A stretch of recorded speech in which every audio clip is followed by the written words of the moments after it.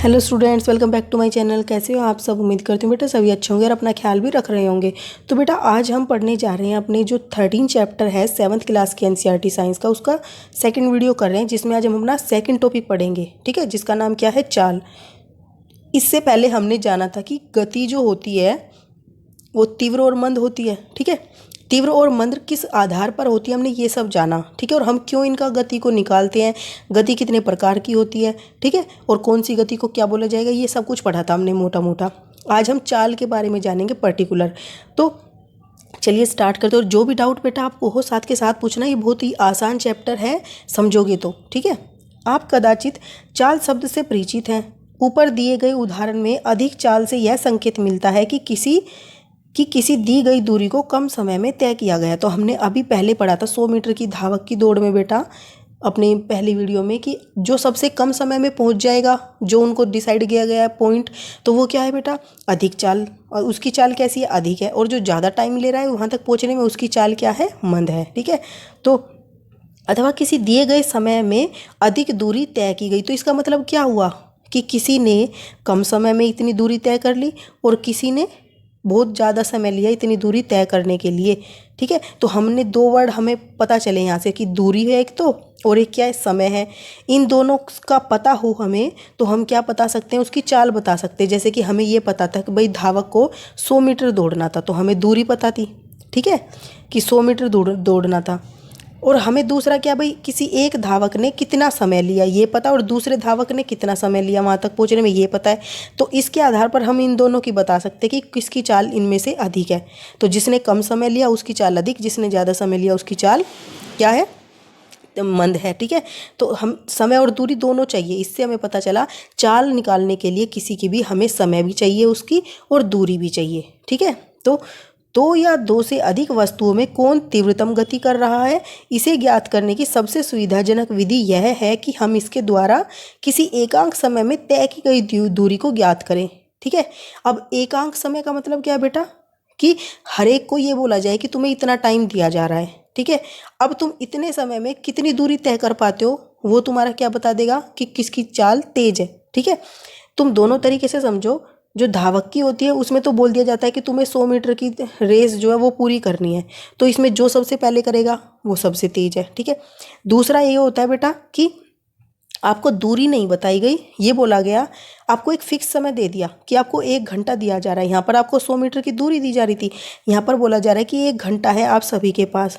इस 1 घंटे में आप कितनी दूरी तय करते हो, तो उससे पता चलेगा कि कौन तीव्र है और कौन मंद है। यानी कि जो अधिक दूरी तय करेगा वो क्या हो जाएगा? तेज गति होगी उसकी। ठीक है, और जो कम दूरी तय करेगा तो वो क्या होगी? उसकी गति धीमी। जैसे तुम स्कूल जाते हो तो तुम क्या करते हो? कोई तो जल्दी पहुंच जाता है और कोई लेट पहुंचता है। ठीक है, तो कैसे पता लगाते हो? जो धीमे चल रहा है वो मंद गति वाला है। ओके, तो ये याद रखना कि हम इनके द्वारा किसी एकांक समय, यानी कि निश्चित समय दे दिया उनको। ठीक है, एकांक समय में तय की गई दूरी ज्ञात करें। तो हमें चाल निकालने के लिए क्या करना पड़ेगा?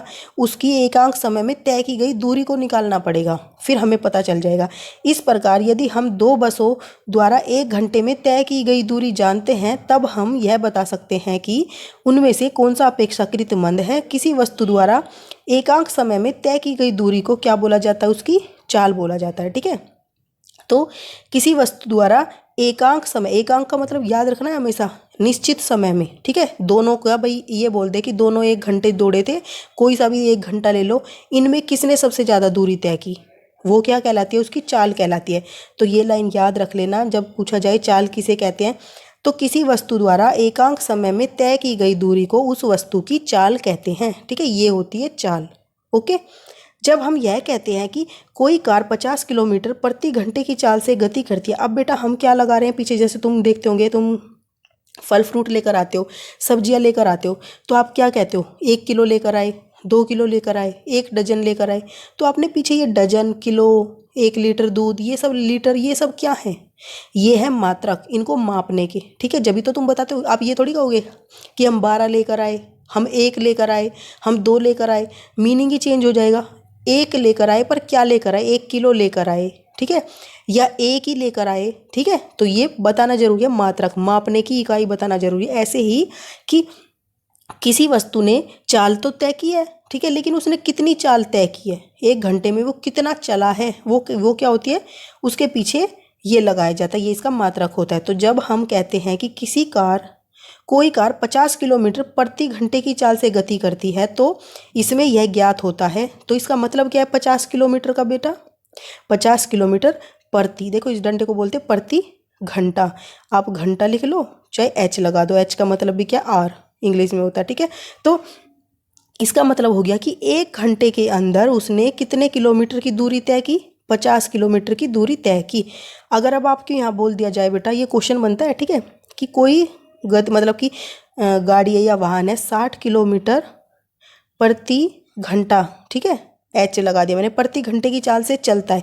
ये चाल है पूरी, ठीक है, जिसमें समय भी है और जिसमें दूरी भी है।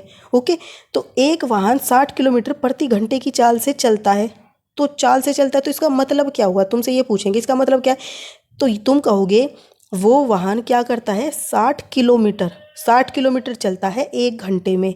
और अगर ऐसे बोल दे कि कोई वाहन 60 किलोमीटर प्रति की बजाय कहे 60 किलोमीटर 2 घंटे में चलता है, ठीक है, तो वो 1 घंटे में कितना चलेगा, तो क्या करोगे आप, ये 2 घंटे की है तो 2 घंटे का आधा कर दो, 1 घंटा होता है, तो इसका आधा कर दोगे तुम, कितना हो जाएगा, तो 30 किलोमीटर प्रति घंटा आ जाएगी, ठीक है। यह है चाल, इसको अच्छे से समझना है।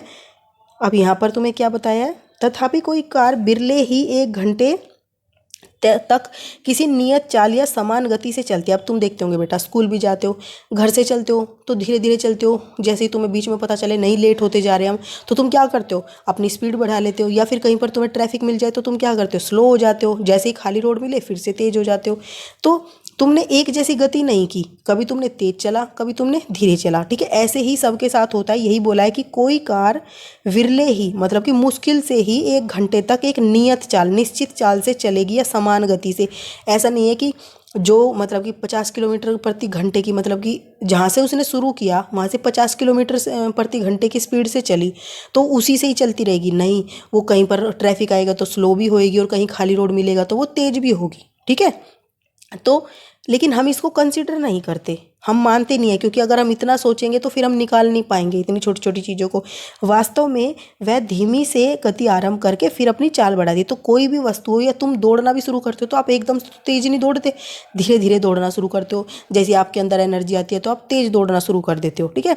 अतः जब हम यह कहते हैं कि किसी कार की चाल 50 किलोमीटर प्रति घंटा है तो हम क्या कहना चाहते हैं, तो प्राय हम केवल कार द्वारा 1 घंटे में तय की गई दूरी पर ही विचार करते हैं। हम ये नहीं सोचते उसने उस 1 घंटे में कब तेज चला और कब मंदा, हम ये नहीं ध्यान देते, बस हम ये कहते हैं कि उसने 1 घंटे में इतनी दूरी तय की। इसका मतलब ये होता है 50 किलोमीटर प्रति घंटा का, ठीक है। फिर बेटा हम इसकी चिंता नहीं करते कि इस घंटे में की अवधि में कार ने नियत चाल से चलती रही या नहीं, मतलब कि वो एक ही चाल से चलती रही या उसने अपनी चाल को बदला भी, ठीक है। तो हम इस बात पर ध्यान नहीं देते जब हमें ये बोला जाता है कि कोई गाड़ी 50 किलोमीटर प्रति घंटे की स्पीड से चल रही है, तो हम उससे बस ये समझते हैं कि उसने 1 घंटे के अंदर क्या किया है, 50 किलोमीटर दूरी तय कर ली, हम ये समझते हैं बस उस लाइन से। वास्तव में यह परिकलित की गई चाल कार की औसत चाल होती है, ठीक है। तो हम क्यों नहीं करते बेटा ऐसा, तो हम इसलिए नहीं करते, हम जो कहते हैं ना 50 किलोमीटर प्रति घंटा, तो हम उसकी औसत चाल बताते हैं। औसत का मतलब बेटा, जैसे कि अब तुम्हारी क्लास में मान लो 60 बच्चे हैं, ठीक है, तो 60 बच्चों में से बेटा मान लो 100 बच्चे हैं तुम्हारी क्लास में, ओके, 100 बच्चे हैं, 100 बच्चों में से बेटा तुम्हारी क्लास में 60 बच्चे क्या हुए, पास हो गए, तो कितने फेल हो गए, 40 हो गए। तो हमें कहे कोई कि इसकी औसत एवरेज या इस पूरी क्लास की परफॉर्मेंस बताओ कि कितनी है, तो 60 है तो कितना आया बेटा, 60% आ गई, ठीक है। तो हम ये कहेंगे कि इसमें 60% बच्चे पास हो गए, ठीक है। हम ये नहीं बता रहे कौन से पास हुए कौन से नहीं, बस हमने कहा इस पूरी क्लास में से 60 बच्चे 60% रिजल्ट आया है, वो सबका मिक्स करके आया, मतलब सबका सम अप करके फिर हमने निकाला है टोटल कुल निकाल के। ऐसे ही हम उस गति को क्या करते हैं, ये गति चली उसने, ठीक है, यहाँ से यहाँ तक उसने तेज चली, यहाँ से यहाँ तक उसने धीमी चली, फिर यहाँ से यहाँ तेज चली, फिर यहाँ से यहाँ धीमी चली, और उसने इसको पूरा करने में 1 घंटा ले लिया, ठीक है। और ये टोटल कितनी दूरी है इसकी, 50, कितनी है 50, जिसमें उसने क्या किया बेटा कि 10 मिनट तो वो धीरे चला, फिर 5 मिनट 20 मिनट क्या कर लो 20 कर लो इसको, 20 मिनट तो वो क्या चला धीरे चला, ठीक है। फिर उसने 10 मिनट क्या किया तेज चला, फिर उसने फिर से क्या नाम है धीरे चला, फिर उसने क्या किया 10 मिनट में फिर तेज चला। तो टोटल देखो बेटा कितनी हो गई 60 हो गई, 60 मिनट हो गई, पूरा 1 घंटा हो गया। तो अलग अलग चाल से चला, लेकिन हमने क्या कहा कि भाई 1 घंटे में 50 किलोमीटर चला, तो यहाँ पर चाल हो सकती है उसकी 40 हो, ठीक है, और यहाँ पर हो सकती है उसकी 60 हो, फिर 40 हो उसकी, फिर 60 हो।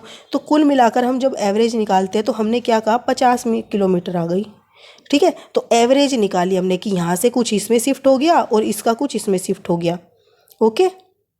तो ये होती है एवरेज। अब जैसे तुम्हारी फैमिली में 2 भाई बहन है तुम, और तुम्हारे पास 10 रुपये हैं और तुम्हारे भाई के पास 20 रुपये हैं, तुमसे कहा जाए कि दोनों में बराबर बराबर बांट लो, तो तुम्हें कितना कितना मिलेगा 15-15 मिलेंगे, ठीक है। तो ये होता है औसत निकालना। तो फिर तुमसे कहे कि भाई तुम दोनों बच्चों के पास कितने कितने पैसे हैं, तो तुम क्या कहोगे 15-15 है, तो ये तुम्हारी 15 औसत है, ठीक है। अब बेटा उम्मीद करती हूँ आपको ये समझ आ गई होगी बात जो मैं कहना चाह रही हूँ। वास्तव में यह प्रकलित नहीं की गई, वास्तव में यहाँ प्रकलित की गई चाल कार की औसत चाल है। औसत का मतलब समझ गए। इस पुस्तक में हम औसत चाल के लिए चाल शब्द का ही प्रयोग करेंगे, तो हम औसत नहीं बोलेंगे, बार बार उसको चाल ही बोल देंगे, ठीक है। आगे जाकर आप अलग अलग पढ़ोगे इनको, लेकिन अभी तुम छोटे हो तो तुम इसी तरीके से समझोगे इस बात को, ठीक है। अतः हम तय की गई कुल दूरी को लिए गए कुल समय से विभाजित करके चाल को निकाल सकते हैं। तो ये हमारे पास फॉर्मूला आ गया। अब तुमसे कोई भी कहे कि चाल निकालनी है किसी वाहन की, उसने इतनी दूरी तय की और इतने घंटे में तय की है, तो आप उसकी चाल निकालो, तो कैसे निकालोगे, उसके द्वारा कितनी तय की गई कुल दूरी, ये नहीं देखना कि उसने इतनी दूरी इतने समय में की, इतनी दूरी इतने समय में की, ये नहीं, बस कुल दूरी कितनी तय की टोटल निकाल के यहाँ रखोगे, ठीक है। और लिया गया कुल समय, उस सारी चाल को चलने में कितना समय लिया, ठीक है। जैसे तुम अपने घर से चले और स्कूल तक तुम मतलब स्कूल तक पहुँचे, तो तुमने कितना समय लिया कुल, वो यहाँ आ जाएगा, और जो तुमने कितनी दूरी तय की वो यहाँ आ जाएगी। अब ये नहीं देखा जाएगा कि तुमने धीरे तय की या तेज तय की गई की, ठीक है, बस तुम यहाँ लिख दोगे तो ये तुम्हारा क्या आ जाएगी चाल आ जाएगी, ओके। अब दैनिक जीवन में हम बिरले ही लंबी दूरियों तक अपने दैनिक जीवन में हम बिरले ही लंबी दूरियों तक अथवा अधिक समय तक वस्तुओं को एक नियत चाल से गति करते हुए देखते हैं। यदि किसी सरल रेखा के अनुदिश गति करने वाली वस्तु की चाल परिवर्तित होती रहती है, ठीक है। तो हमने ऐसा कोई देखा होगा जिसने काफ़ी दूरी तक एक ही नियत चाल से चला हो, किसी भी वाहन ने, ऐसा हो ही नहीं सकता, क्योंकि एक तो बेटा ट्रैफिक होता है, दूसरा कि किसी कभी रुकना पड़ता है, कभी चलना पड़ता है, कभी स्पीड तेज करनी पड़ती है, कभी स्लो करनी पड़ती है, ठीक है। यदि किसी सरल रेखा के अनुदिश गति करने वाली वस्तु की चाल परिवर्तित होती रहती है, इसका मतलब बदलती रहती है, तो उस वस्तु की चाल असमान होती है। तो उसे हम क्या बोलते हैं असमान होते हैं, जो कि अधिकतर सबकी असमान ही होती है, ठीक है। एक गति से नहीं चलते, हम बदलते रहते हैं अपनी गति को।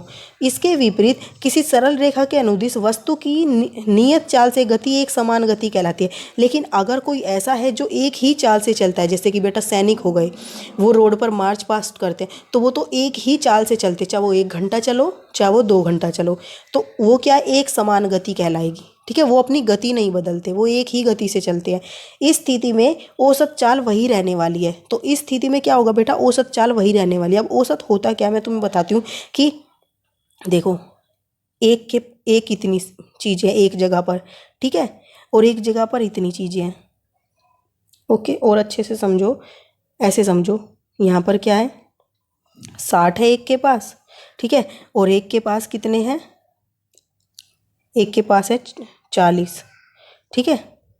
अब तुमसे कहा जाए कि दोनों की औसत निकालो, मतलब कि हमें अलग अलग मत बताओ कि इसके पास 60 है और इसके पास 40 है, हमें ये बता दो कि दोनों के पास कुल कितने हैं। तो तुम क्या करोगे बेटा दोनों की जोड़ लोगे, कितने हो जाएंगे 100 हो जाएंगे। अब 2 थे ना, तो 2 से डिवाइड कर दो, तो कितनी आ गई 5 आ गई।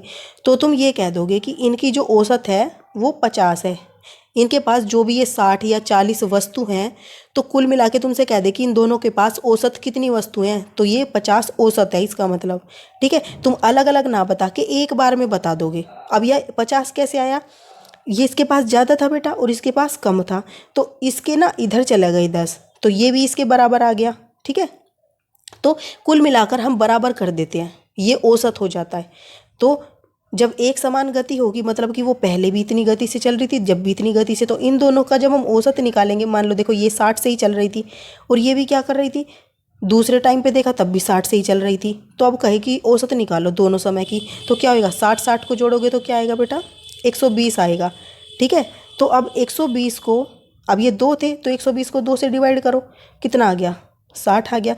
तो मैंने अभी कहा था जब अगर ये दोनों बराबर होंगे तो क्या आएगी, हमारी औसत बराबर ही आएगी। ठीक है, लेकिन पहले अलग अलग थी तो औसत हमारी अलग आई थी। तो असमान गति में औसत अलग आती है और समान गति में औसत एक जैसी आती है। ठीक है, यही बोला इस लाइन में कि इस स्थिति में औसत चाल भी वही होगी जो पहले थी। ठीक है, एक समान गति वाले की, जो कि उसकी वास्तविक चाल थी। यदि हम किसी वस्तु द्वारा किसी निश्चित दूरी को तय करने में लगे समय को माप लें तो हम उस वस्तु की चाल ज्ञात कर सकते हैं। तो यहाँ पर बोला बेटा, अगर हम किसी वस्तु की निश्चित दूरी, ठीक है, हमें पता है उसने इतनी दूरी तय की है, लेकिन हमें ये पता चल जाए उसने कितने समय में की है, तो हम उसकी चाल निकाल सकते हैं फॉर्मूले से। चाल क्या होता है, अब तुम चाल का फॉर्मूला समझ जाओ। चाल का फॉर्मूला होता है दूरी बटे में समय। ठीक है, तो अगर हमें दूरी पता है और हम समय पता लगा ले तो हम उसकी चाल निकाल लेंगे। ठीक है, कक्षा 6 में आपने दूरी मापना सीखा था। ठीक है, छठी में आपने दूरी मापना सीखा होगा बेटा, परंतु हम समय कैसे मापते हैं इसका पता लगाइए। तो बेटा इसका समय कैसे मापा जाता है उसका पता हम अपनी नेक्स्ट वीडियो में लगाएंगे। ठीक है, तो तब तक के लिए ऐसे हंसते रहिए, मुस्कुराते रहिए, पढ़ते रहिए और आगे बढ़ते रहिए। Thank you.